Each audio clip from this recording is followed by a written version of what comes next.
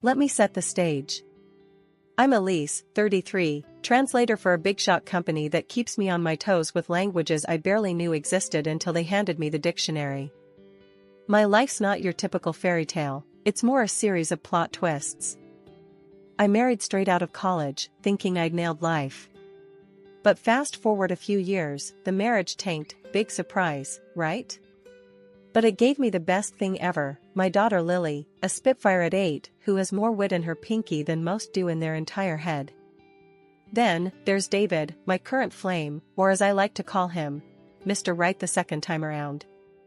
We bumped into each other at a dusty old book club. He was arguing about Hemingway's love of brevity, and I was all in for Fitzgerald's flair. Sparks flew over worn pages and tepid coffee. That was the start of endless debates and coffee dates. A year down the road, David popped the question at the same dingy coffee shop, with a ring as understated as our meeting. "Elise, will you?" He had started, all nervous, which wasn't his usual confident self. "Make your coffee every morning? Only if you promise to pick up your socks," I quipped, before slipping in a serious, "Yes, I will." But, as luck would have it, not everyone was popping champagne and tossing confetti. Enter Mrs. Thompson, David's mother, a tough nut with a stare that could curdle milk. The first time I met her, she looked me up and down like I was a sofa she regretted buying. "So, you're the one David can't stop yapping about," she had said, her voice sharp as a knife. "Guilty as charged. And you must be the famous Mrs. Thompson. David says you make the best cherry pie in town." From that day on, every visit was a chess game. She'd check my moves, always ready to declare a checkmate. But David was a gem. He'd squeeze my hand under the table, his way of saying, "Ignore her, I'm right here." One day, lounging on our rickety deck while David flipped burgers on the grill, he brought it up. "Mom's a bit old school, Elise. She's all about family legacy and that jazz." "Yeah, and she's got it in her head that I'm done having kids.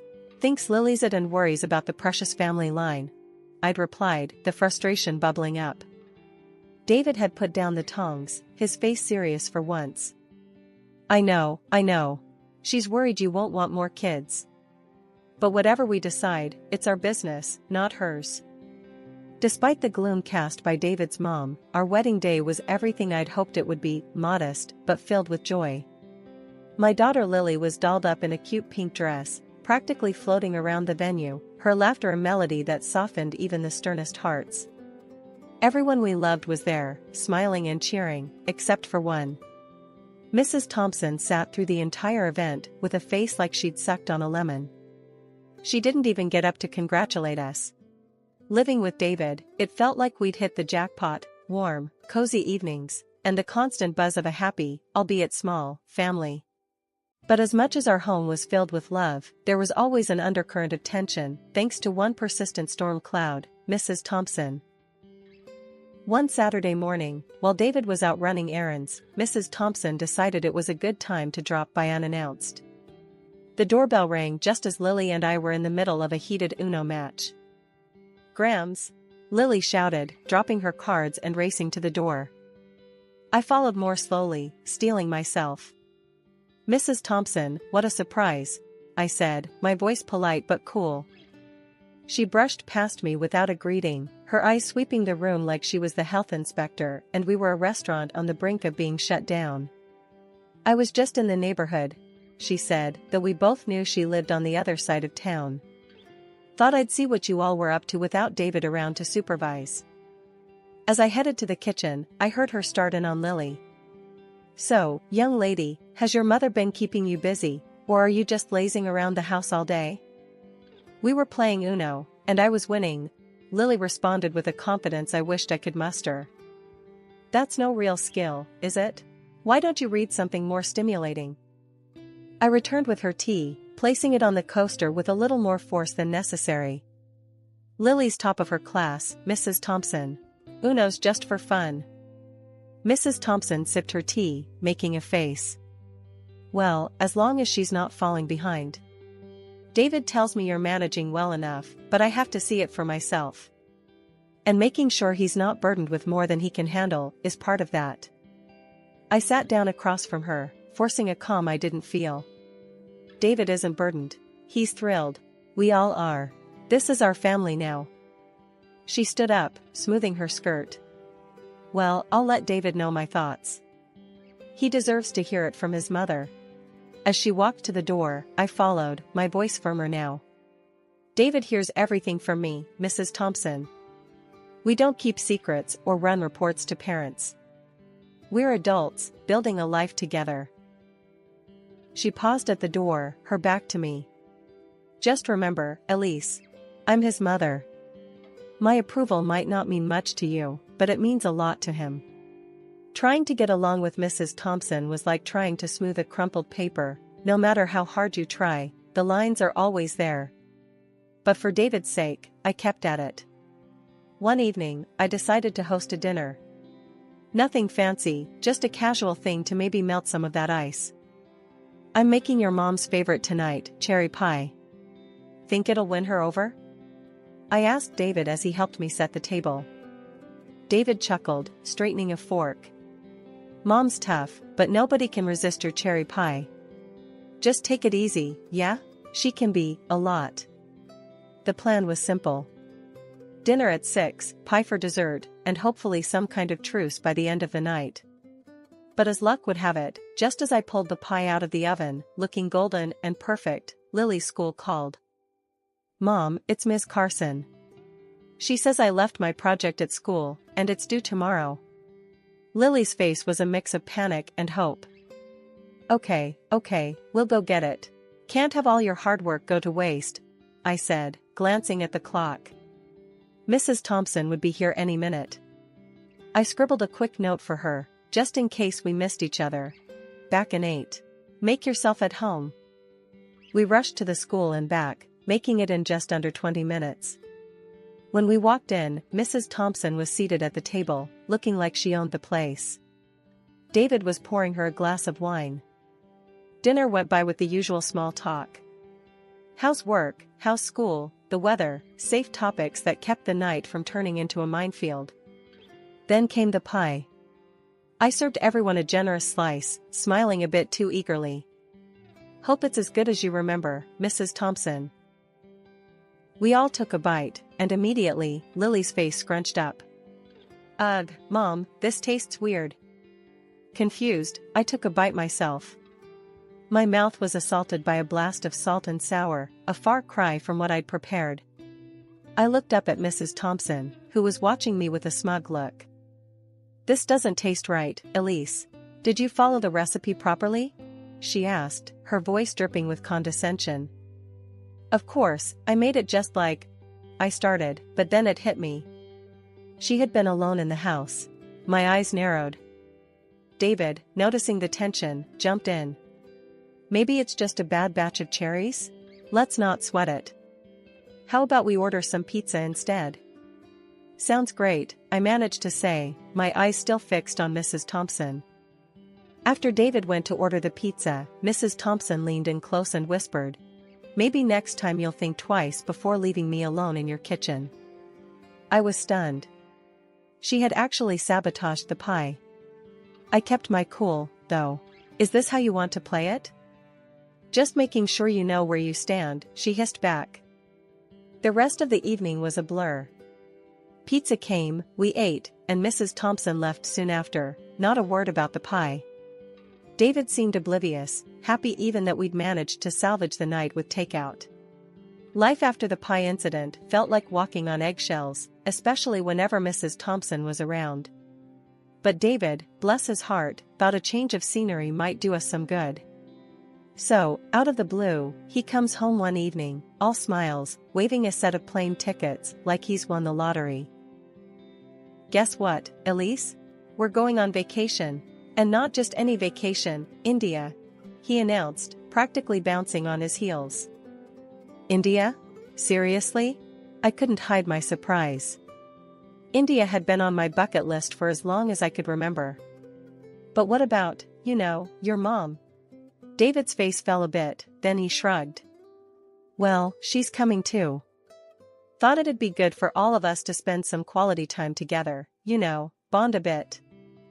I sighed, already dreading the drama, but not wanting to burst his bubble. Alright, if you think it's a good idea. When do we leave? In 2 weeks. I got it all planned out. We'll see the Taj Mahal, ride elephants, the whole 9 yards. His enthusiasm was infectious, and despite my reservations, I found myself getting excited about the trip. The weeks leading up to the trip were a whirlwind of planning and packing. Lists, shopping, more lists. The night before we were set to leave, David and I sat down with a map and a guidebook, marking out all the spots we wanted to visit. You really think your mom is going to ride an elephant? I joked, trying to keep the mood light. David laughed. I'd pay good money to see that. The day of the departure was chaotic. Bags everywhere, Lily running around in excitement, and Mrs. Thompson, well, she was her usual self, complaining about everything from the weight of her luggage to the timing of the flight. Why does it have to be so early? And why India? It's so far and exotic, she grumbled as we loaded up the car. Mom, come on, it's an adventure. Elise has always wanted to see India. We're going to have a great time, David tried to reassure her, giving me a wink. At the airport, Mrs. Thompson's mood hadn't improved. She fussed over her boarding pass, her seating arrangement, the lack of her preferred magazine at the airport shop. On the plane, Mrs. Thompson ended up seated separately from us, much to everyone's relief. She had managed to argue her way into an aisle seat closer to the front, away from our block of 3. As we soared above the clouds, heading towards an unknown experience, I couldn't help but wonder if this trip would bring us closer together or drive a deeper wedge. But ready or not, India awaited, and with it, a journey that was sure to be unforgettable. India was nothing short of an eye-opener, colors, chaos, and smells that could knock you sideways if you weren't careful. We'd been having the time of our lives, except, of course, for Mrs. Thompson, who found something to complain about at every turn. Still, David, Lily, and I were making the most of it, soaking up every experience. After a long day of sightseeing, we were back at the hotel, exhausted but happy. I was unpacking some of our stuff when I noticed Lily looking guilty, fidgeting next to her suitcase. What's up, Bug? You look like you're sitting on a secret, I nudged her gently. She bit her lip, then pulled out a package from her bag. Mom, look. Grandma gave this to me at the airport and told me to keep it a secret. She said it was a snack for when I get hungry.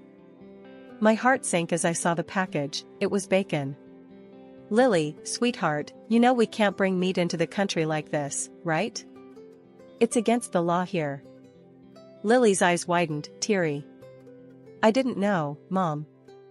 Grandma said it was okay. Just then, David walked in.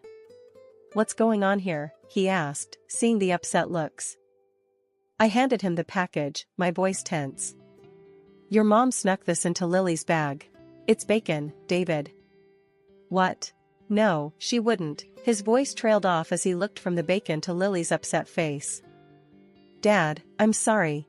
I didn't mean to do anything bad, Lily cried out. David knelt down and hugged her. It's not your fault, honey. You didn't know. He looked up at me, worry creasing his forehead. Elise, what are we going to do? First, we get rid of this properly. Then, we need to have a serious talk with your mother, I said, more annoyed than ever. David nodded, still shocked but supportive. Yeah, okay. Let's handle this.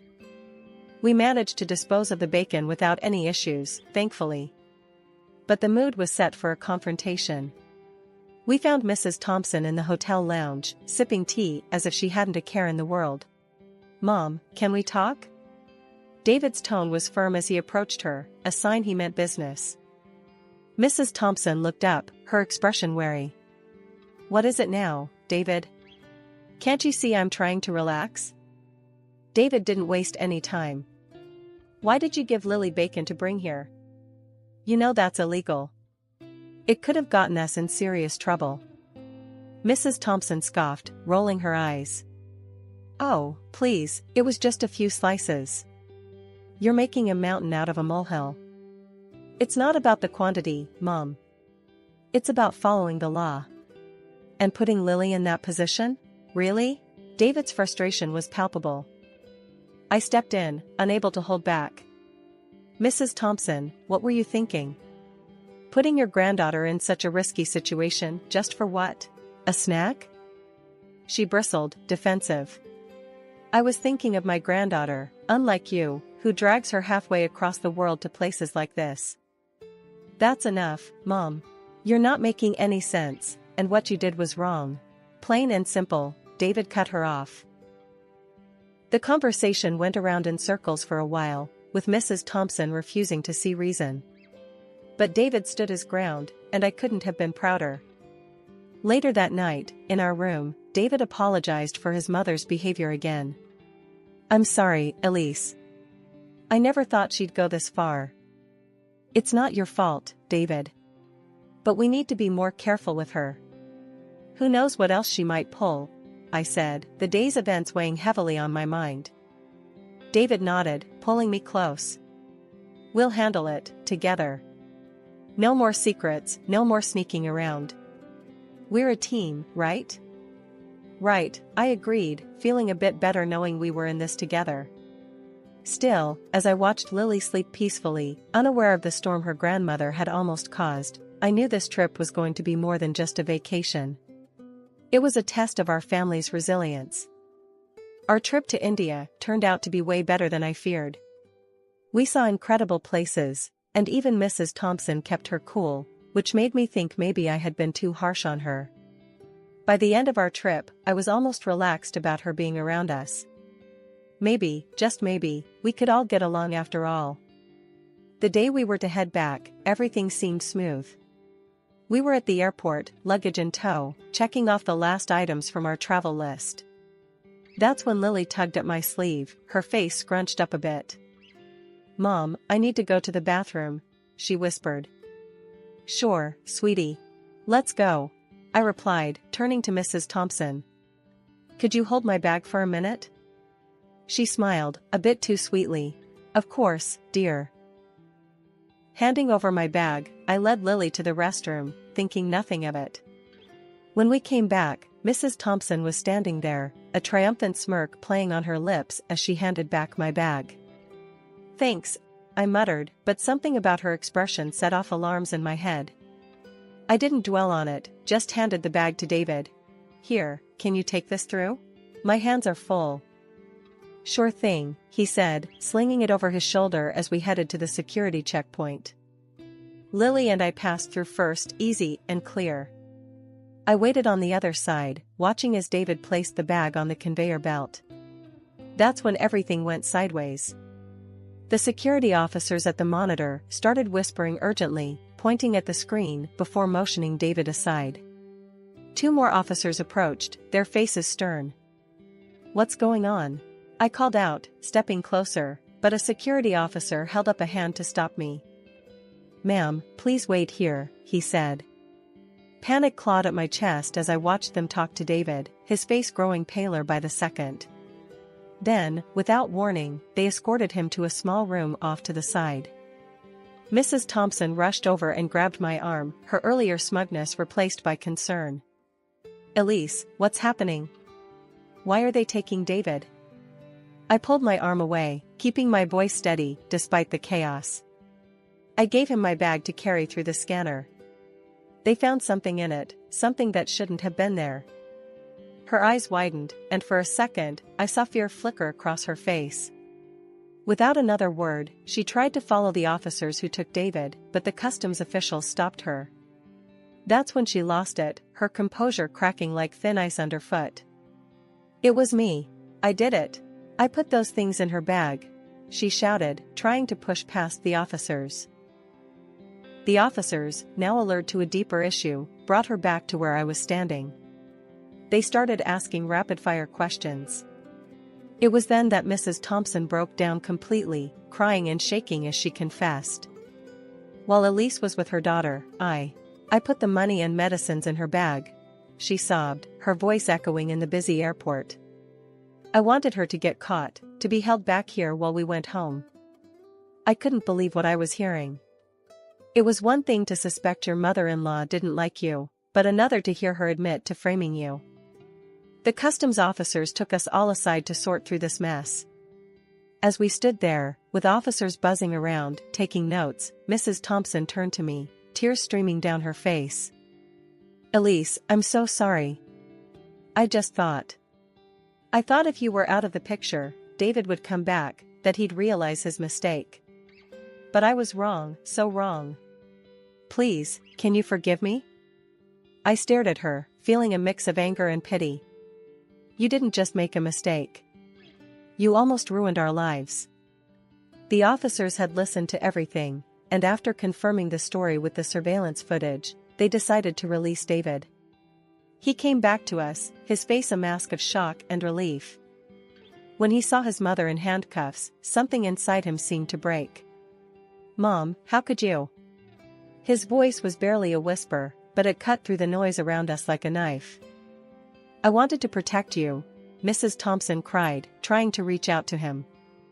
The police took Mrs. Thompson away to process her for the crimes she admitted to, leaving us in a bubble of stunned silence. As we headed to the gate to catch our rescheduled flight, I leaned on David, the events of the day replaying in my mind. His mother's actions were unforgivable, and as we walked, a plan began to form on how we would move forward, how we would rebuild the trust and safety that had been so severely shattered. Back home, the silence of our living room felt like a stark contrast to the chaotic noise of the airport police station. David and I sat with cups of tea that had long gone cold, the events of the past few days settling around us like dust after a storm. David broke the silence first, his voice low and weary. "I can't believe she'd go that far, Elise. I'm sorry you had to go through all that because of her." I looked over at him, seeing the strain in his eyes. "It's not your fault, David. But we do need to think about how we move forward from here. We can't let this slide." "Yeah, I know." He leaned forward, resting his elbows on his knees. "The lawyer mentioned a restraining order might be necessary. Given everything, I think he might be right." It was a tough pill to swallow, the idea of legally barring his mother from our lives, but it was a measure of the severity of her actions. It would give us peace of mind, at least. She needs to understand the consequences of her actions, legally and personally. David nodded, rubbing his face with his hands. "Yeah, I'll call him tomorrow. Get it started. It's just hard, you know? She's my mom." I reached out, taking his hand. "I know she is. And this doesn't mean you don't love her. But we have to protect our family, David. We have to protect Lily." A few days later, the restraining order was in place. It was a surreal feeling, knowing that it had come to this. When David told Lily, he did it in a way that was gentle, but honest. "Grandma made some very bad choices, and for now, we need to make sure we're all safe," he explained to her. Lily nodded, her understanding far beyond her years. "Is Grandma going to be okay?" she asked, her small voice full of concern. "We hope so, sweetheart. We hope she gets the help she needs," I added, pulling her into a hug. Life started to settle into a new kind of normal. The days passed with fewer worries about unexpected disruptions, and slowly, the tension began to ease from our shoulders. Mrs. Thompson had spent 2 months in a local prison and was then deported back to the United States. The image of her, desperate and broken, was stark, but it was her actions, not mine, that led us here. Days passed, and the ripple effects of Mrs. Thompson's actions were felt throughout our wider circle of family and friends. People who had once been fixtures in our lives began distancing themselves from her. Her betrayal wasn't just personal, it was profound, affecting everyone connected to us. She lived alone now, isolated by her own deeds. It was a harsh reality, but a self-inflicted one. One evening, as we sat watching a movie together, wrapped in blankets and sharing a bowl of popcorn, David paused the movie and looked over at me. "Elise, I've been thinking a lot about everything that's happened. And I just want to say thank you. For being so strong, for being the rock for this family." I smiled, leaning into him. I do it for us, for all of us. Because that's what you do when you love someone, you stand by them. As we resumed the movie, I looked over at Lily, her eyes heavy with sleep, safe in the knowledge that she was loved and protected. Reflecting on everything, I realized that family isn't just about the good times. It's about who stands with you during the trials, who holds your hand when the path gets rocky.